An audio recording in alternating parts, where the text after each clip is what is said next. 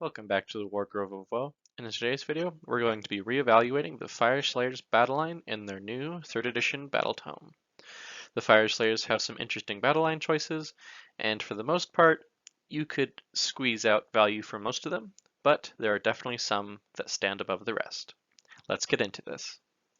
Before we get on to talking about the specific units themselves, here are some army-wide rules to keep in mind when talking about all of these battleline options. Each of these battleline options will get access to the sub-faction abilities. All but the final Runesun on Magmadroth get access to the counterattack command ability. All of these units get access to the Urgold Runes function, and the Blaze of Fury heroic action only applies to the Magmadroth Runesun. First up, we have two variants of the Vulkite Berserkers. For the sake of conciseness, I've combined them in this one entry.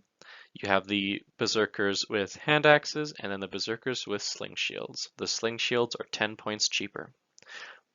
Both have a stat line of 4-inch move, 7 bravery, and 2 wounds. The sling shield has a better save of a 4-up, whereas the hand axe has the standard Fyreslayer 5-up.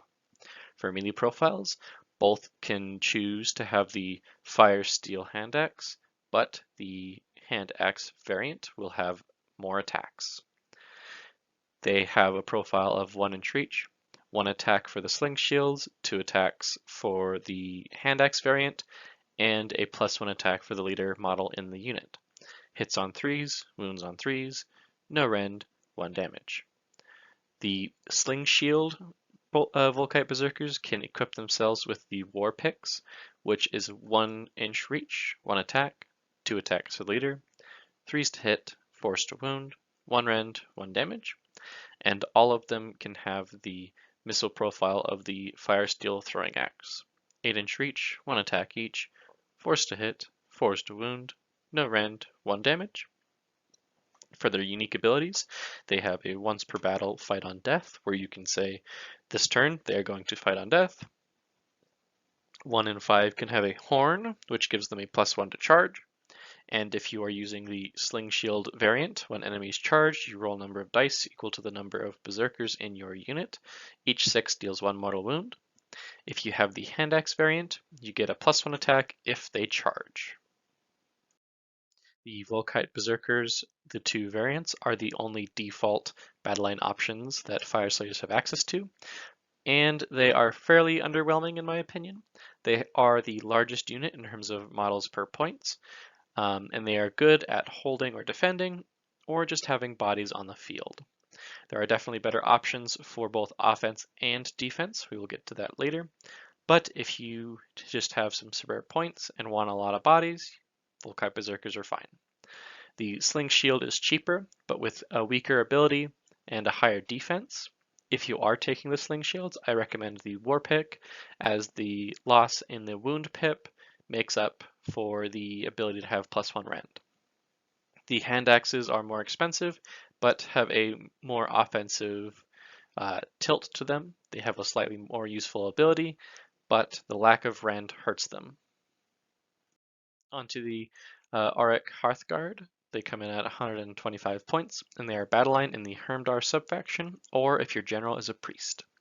Their stat line is 4-inch move, 8 bravery, 2 wounds, and a 5-up save. Their melee profile is the Magma Pike, 1-inch reach, 1 attack, 2 attacks for leader, 3s to hit, 3s to wound, 1 rend, 1 damage.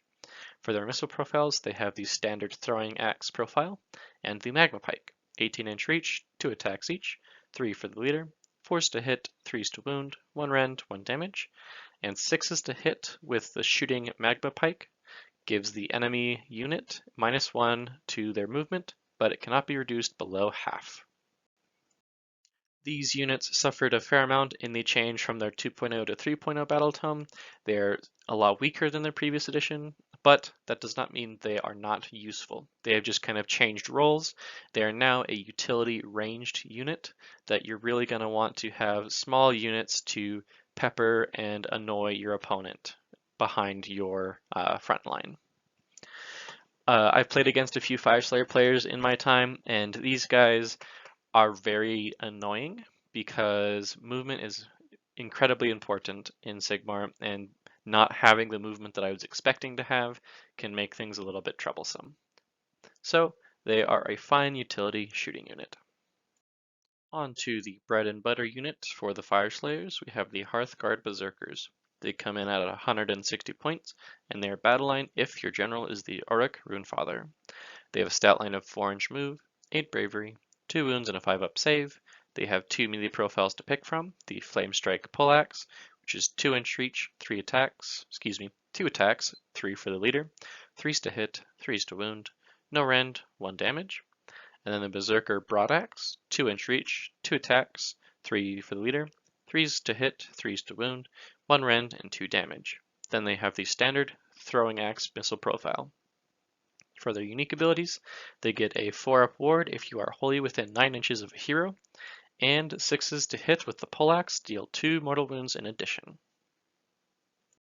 Hearthguard Berserkers are, in my opinion, the best battle line choice for Fyreslayers. They have some fantastic defensive and offensive abilities, and they're just all around amazing. They do need to be babysat by a hero though, so you can ensure that 4-up ward, so they're not going to melt away as easily. Additionally, the choice of weapon here is important, as the poleaxe is going to be most effective against units with high saves, whereas broadaxes are going to be best against units with low saves. The unit size does not matter, but reinforcement does give you more value per buff you put on the unit. Before we move on to the last battle line option, I'd like to give thanks to my Patreon supporters. You guys are amazing, and I appreciate each and every one of you. An extra special thanks to Nick Hoff. If you would like to become a Patreon member, there's a link in the description below, as well as a link to the Discord. We'd love to see you there. Last but not least, we have the Auric Runesun on Magmadroth. They come in at 320 points, and they are battle line if you are in the Lofnir subfaction. For stats, they have a degrading chart for movement that starts at 12, 8 bravery, 16 wounds, and a 4-up save. For a melee profile, they have several: the Ancestral War Axe, 1-inch reach, 5 attacks, 3s to hit, 3s to wound, 1 rend, 2 damage; the Wyrmslayer Javelin, 2-inch reach, 3 attacks, 4s to hit, 3s to wound, 2 rend, d3 damage; the Blazing Maw, 2-inch reach, 3 attacks, 4s to hit, 2s to wound, 2 rend, d3 damage; and then the Claws and Horns, 2-inch reach, a degrading chart for number of attacks that starts at 6, 3s to hit, 3s to wound, 1 rend, 2 damage. For missile profiles, you have a slightly improved Throwing Axe that has a rend pip, the Wyrmslayer Javelin, 12-inch reach, 1 attack, 4s to hit, 3s to wound, 2 rend, d3 damage, and the Roaring Firestream, 9-inch range, a ability that determines the number of attacks that is based off of the number of models in the target unit, up to a maximum of 10, and a degrading chart for the hit roll, starts at 2. 3s to wound, 1 rend, 1 damage. Additionally, for the Roaring Firestream, you can charge up the Firestream by not attacking for a turn, which gives it a rend 3 instead of a rend 1. At the end of combat, you can roll a dice for each enemy unit within 3 inches of the Magmadroth, and if it is less or equal to the number of models in that unit, you deal d3 mortal wounds. On a 4-up, for each wound allocated to this unit, you deal 1 mortal wound back. And lastly, 6 to hit that target a monster, deal mortal wounds equal to the damage characteristic of the weapon. It's important to note that this 6 to hit ability only counts for the Runesun's weapons. It does not count for the Blazing Maw or the Claws and Horns. The Runesun on Magmadroth is a fantastic, big, monster hunting fire lizard that has all-around good combat abilities. It is slightly better against hordes, but not bad against elite units either. It just has a little bit easier time getting off the maximum of its abilities against horde units. To maximize its effectiveness, I would suggest taking the Worm Hunter Javelin for higher damage spikes and usefulness in multiple phases. But if you do not want that and prefer consistency, the War Axe is going to just be better overall in the melee. And that was a look at all of the Fyreslayers Battleline options in their 3rd edition codex. The personal standouts are the Hearthguard Berserkers, the Magmadroth, and to a lesser extent, the Auric Hearthguard. Please let me know what your thoughts are about the Fyreslayers Battleline in the comments below. If you enjoyed this video, please leave a like or a comment, and if you want to see more of this type of content in the future, consider subscribing. This has been the Wargrove of Woe, and I'll talk to you guys next time.